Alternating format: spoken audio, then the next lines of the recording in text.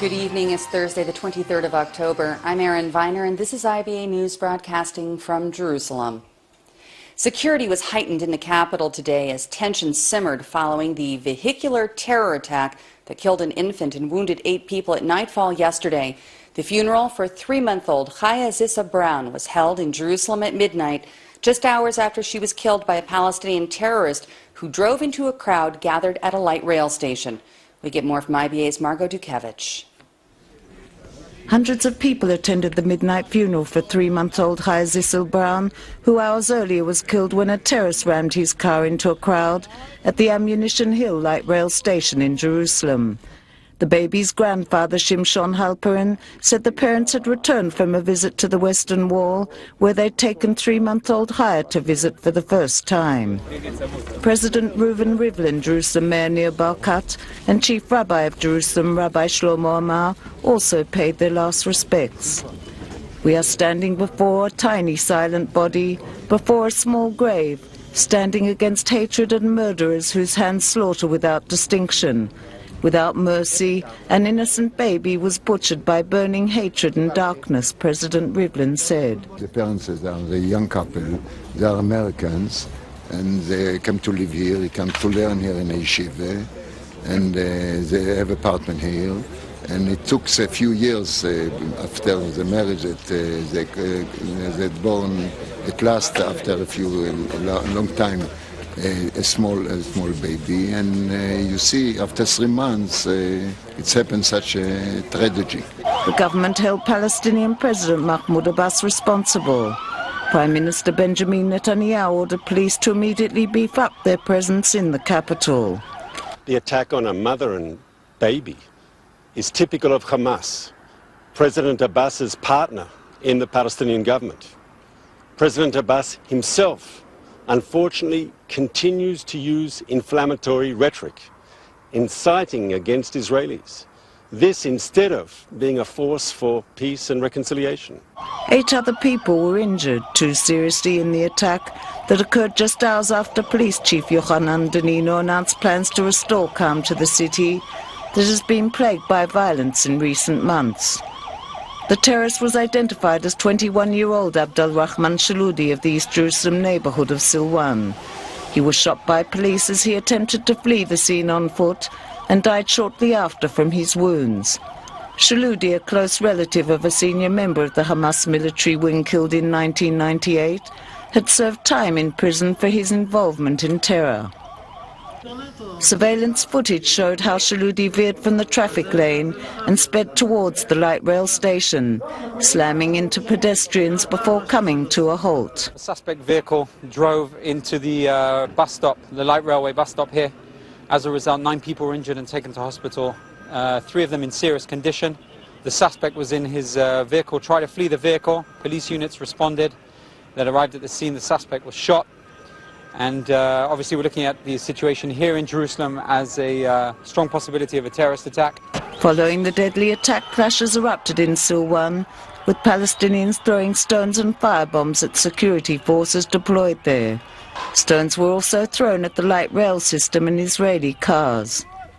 For months now, East Jerusalem has been the scene of violent clashes. The question is whether Israel's security establishment will succeed in restoring calm to Israel's capital city, or whether we are witnessing the start of a third intifada. Margot Dukevich, IBA News. Increased numbers of security services have been deployed throughout the capital today in an effort to maintain order and to help restore a sense of security among residents. We get more in this report from IBA's Aryeh O'Sullivan. The day got off to a booming start when masked men hurled firecrackers and stones at a Jewish kindergarten in the neighborhood of Malei Zeitim on the Mount of Olives. No one was hurt in the incident, but it's a woeful sign of the tensions hanging over the city. At the site of the Ammunition Hill station, commuters today take the light rail, oblivious of debris from the strike, but conscious of the added guards. This woman admitted she was frightened. This attack happened at the time when I commute. There are lots of Arabs around, not that I'm against them, there are good and bad, but it scares me. I tell my daughter not to ride the light rail. The attack dominated Israeli media and comes amid calls for greater action in Jerusalem. Police announced they would implement a zero-tolerance policy towards rioters. The situation isn't so easy, but I'm not afraid. We are here every day and we continue to be here all the time. We live here, it's our city. Well, being in Jerusalem is great. It's a wonderful city. It's a city in which you have both Jews and Arabs walking freely, going to restaurants, going to the parks. It's absolutely disgusting what this guy did yesterday. Go in and drive your car and try to kill innocent people. It's absolutely disgusting whether it happens here. It was disgusting we had a terrorist attack in Canada in our parliament yesterday, where they have bombs going off in Spain or London on the underground. It's just a disgusting pattern of behavior, and it's got to be stopped. Are you concerned about your safety being in Jerusalem? No. No. Are you know, would I be concerned being in London? Would I be concerned being in Indonesia or Spain or anywhere where this stuff's going on? I mean, it can happen anywhere, and Jerusalem's a great place to be. Yet the threat of terror and Arab violence hangs over the city. Police are under pressure to show they can return tranquility to the capital. Aryeh O'Sullivan for IBA News. Police Commissioner Yochanan Danino has instructed the Jerusalem district to demand that courts impose greater punishment on rioters and engage in dialogue with leaders of the city's Arab community in attempts to scale back incitement and enhance cooperation. IBA's Aryeh O'Sullivan spoke with Israel Police spokesman Superintendent Mickey Rosenfeld today about these and other measures that the police are taking to curb the wave of Arab violence in the capital. In general, the Israeli police have heightened security in the different areas which are problematic in terms of the Israeli-Arab neighborhoods and disturbances that we want to prevent from taking place. Yesterday evening there were disturbances in Silwan and Essaouira. Our police units, border police undercover units, responded and dispersed the rioters using non-lethal weapons. Throughout the morning in Ras Al Amud there were stones that were thrown at a kindergarten, and police units were mobilized in different areas to respond to that, once again only using stun grenades. But this is part of the overall police deployment in Jerusalem after yesterday's terrorist attack. There was no specific intelligence, and therefore we're looking ahead as to the next 24, 48 hours and over the weekend as to what needs to be implemented in Jerusalem. Now, the tensions are high in the Arab neighborhoods of Jerusalem. Isn't the presence of a major force, the security force, is going to exacerbate that? The perspective and what we're seeing over the next period, within the next couple of weeks, which is a planned decision, strategic decision which has been made by both the Israeli National Police as well as the Minister of Internal Security, backed by the government, is to deploy extra units in and around Jerusalem in those specific areas. Over the last few months, during the IDF Operation Protective Edge, as well as during the Jewish festivals, the Chagim, there were tensions.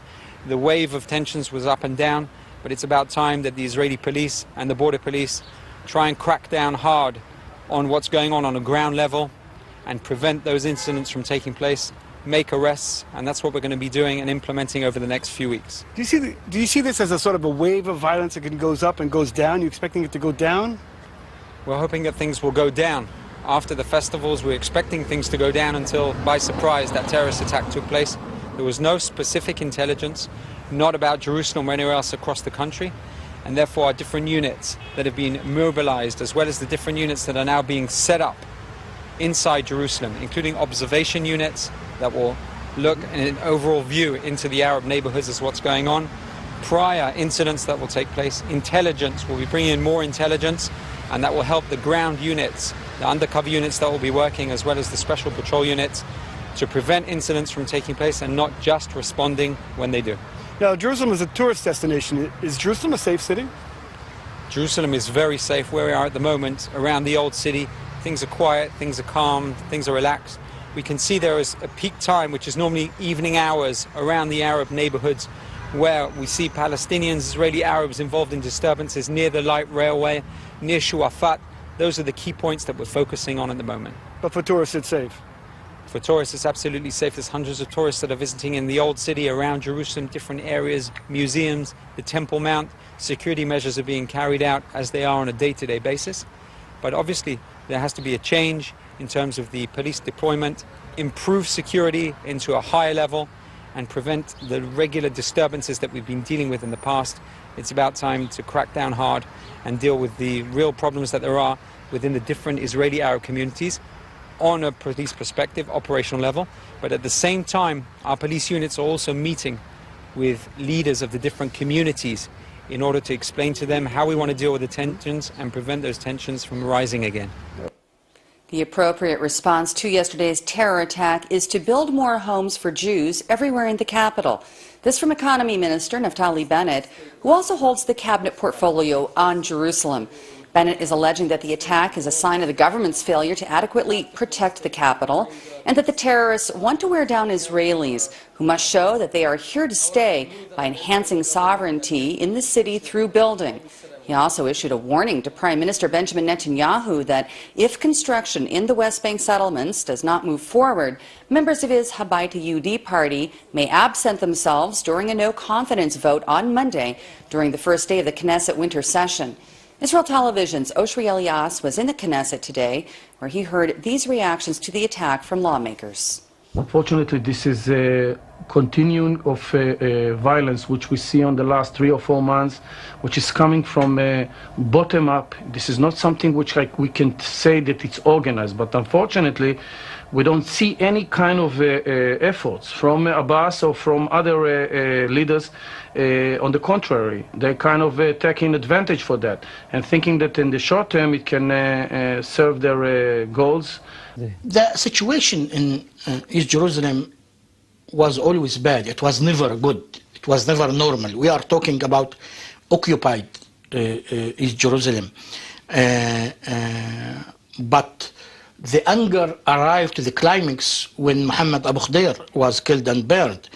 And more Palestinians are being more and more angry because of the penetrations of the attack on Al-Aqsa Mosque, protected by the police, and the Palestinians are there, banned and prevented from getting into Al-Aqsa in some times. In other news, 2 Israeli Bedouin of the Azazma tribe in the Negev have been arrested on suspicion of involvement in yesterday's attempt to smuggle drugs across the Sinai border, and they may be charged with attempted murder after the wounding of 2 IDF soldiers by gunfire during the incident. 25-year-old female Karkal Infantry Battalion Captain Or Ben Yehuda and her male radio operator were airlifted from the Mount Harif region to Beersheba Soroka Hospital, where both are showing significant improvement. One of the suspects has also been hospitalized at the same hospital with light injuries. After approaching the border from the Sinai about halfway between Eilat and the Gaza Strip, the smugglers fired an anti-tank missile and shot at IDF troops from 3 different positions after realizing that they'd been detected. Military sources believe that at least 3 of the criminals were killed and another injured in the ensuing gun battle. Egyptian explosives experts are continuing their investigation into a bombing in the country's capital that wounded 10 people yesterday, including 6 policemen. The blast occurred at the end of classes at the Cairo University, which has been an epicenter of protests against the government that replaced ousted Muslim Brotherhood President Mohammed Morsi until security was heightened at the beginning of this new academic term this month. So far, there has been no claim of responsibility, although Islamist militants have been carrying out a series of attacks against the military and police throughout the Arab Republic, particularly in the Sinai Peninsula. Israel would be more secure if there is a negotiated settlement with the Palestinians. That's the view of the U.S. State Department, where officials say that Washington wants to head off a Palestinian move to bring the issue of statehood to the United Nations Security Council by returning it to the negotiating table. The outcome for the Israeli people and the Palestinian people is 2 states living side by side in peace and security. This is through a negotiated settlement. That the current status quo is not sustainable. Multiple administration officials have said that.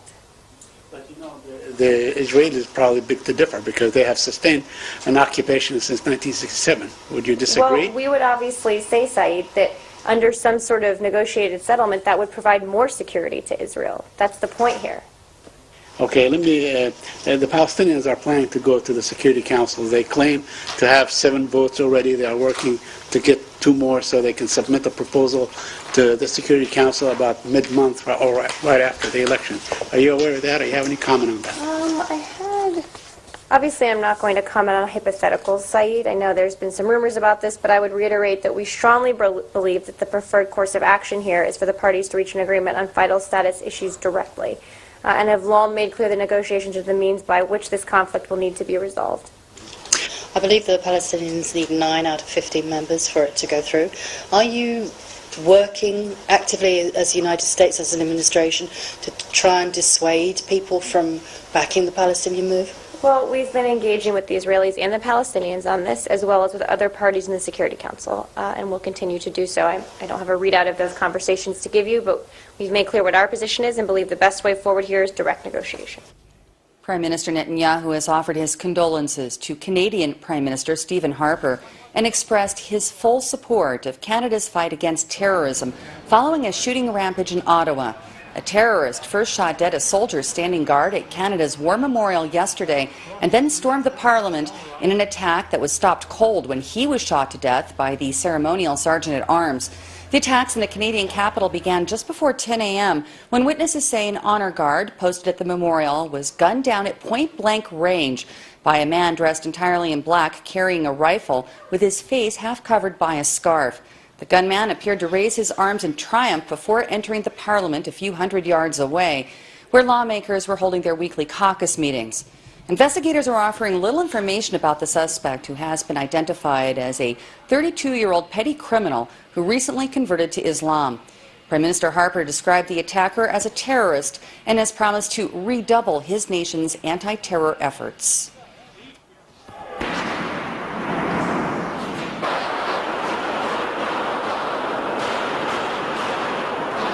Let there be no misunderstanding. We will not be intimidated. Canada will never be intimidated. In fact, this will lead us to strengthen our resolve and redouble our efforts, and those of our national security agencies, to take all necessary steps to identify and counter threats and keep Canada safe here at home. Just as it will lead us to strengthen our resolve and redouble our efforts to work with our allies around the world and fight against the terrorist organizations who brutalize those in other countries with the hope of bringing their savagery to our shores. They will have no safe haven. How somebody gets a rifle walking down the Hall of Honor, standing outside the Library of Parliament, will be an interesting piece of investigation. And then after that, we got ushered off the hill, and then we find out about the soldier, and this is kind of a day that changes everything. In other regional news, the semi-autonomous Kurdish region of Iraq is about to become involved in Syria's war for the first time after legislators there approved a proposal to send fighters to the besieged town of Kobani to help their Kurdish compatriots combat Islamic State terrorists. Clashes over the strategic town raged on this morning, with the echo of gunshots clearly heard over the nearby border in Turkey. Turkish President Recep Tayyip Erdogan today confirmed that an agreement has been reached to permit 200 Iraqi Kurds to pass through his country into Kobani to help in the battle against the Islamic State. And in other efforts to help the Kurdish Peshmerga defenders, the U.S.-led coalition launched at least 6 airstrikes at ISIS targets near the town, as well as additional attacks near an oil field in Syria's eastern province of Deir al-Zor and the Mosul Dam in Iraq. As a massive number of people continue to flee the civil war and the Islamic State offensive in Syria, the United Nations is now calling for greater international support from neighboring Lebanon. The plea follows Beirut's decision earlier this week to no longer permit the entry of Syrian refugees over its shared border. Officials at the Office of the UN's High Commissioner for Refugees say that Lebanon's own economic stability has been badly damaged by the Syrian war because of the loss of trade and investment, and that its already weak infrastructure is simply unable to cope with the additional strain and pressure placed by the refugees on the country's resources. The Lebanese government began to limit the access of those fleeing Syria last August and has now decided to completely stem the flow. Now we've seen a drastic reduction in the number of refugees that are coming to Lebanon, and the government has said they felt they had to take this measure because a country of just 4 million people, they could not take more than the 1 million refugees that they already are sheltering. The Bnei Sachnin Soccer Club has been fined 15,000 shekels for having given a tribute to former Knesset member Azmi Bishara last week. Bishara became a fugitive from Israel in 2007 after being accused of spying for Hezbollah during the Second Lebanon War a year earlier. The penalty for Sachnin's honoring Bishara was far less than what was demanded by Foreign Minister Avigdor Lieberman and others, who wanted the club to lose points or even be demoted from the Premier League. Ahead of the hearing, club members released a statement saying that they stand for peace and will work tirelessly for the protection and enhancement of relations among the many sectors of society. The disciplinary action follows a pre-game ceremony by B'nai Sachnin to thank those who helped to secure a donation from Qatar to build its state-of-the-art stadium named Doha. Bishara, who now lives in Qatar, was among those who were acknowledged. And as of today, the iPhone 6 can officially be purchased in Israel. Over the past month, both the iPhone 6 and the 6 Plus could be ordered by direct import from Europe. But now the devices are readily available in stores as well as phone companies. Apple's prices in Israel are about 40% more expensive than in the U.S., with the recommended cost of the basic iPhone 6, 3,549 shekels. All of the products are sold unlocked so that they can be used with the SIM cards from any of the local cell phone companies. Taking a look at local finance, and the shekel today lost strength against all major foreign currencies, while share prices on the Tel Aviv Stock Exchange put in a mixed performance. Here's a look at the late afternoon numbers.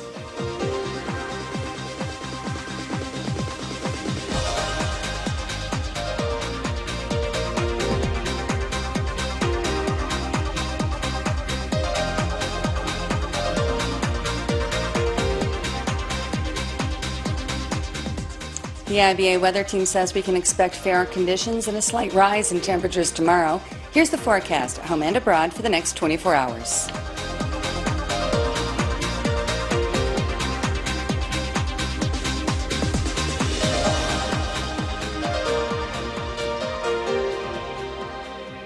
Thank you for being with us this evening. I'll be back tomorrow at our Friday time of 6 o'clock to bring you the latest breaking news from Israel. I'm Erin Viner, wishing you a peaceful evening and shalom from Jerusalem.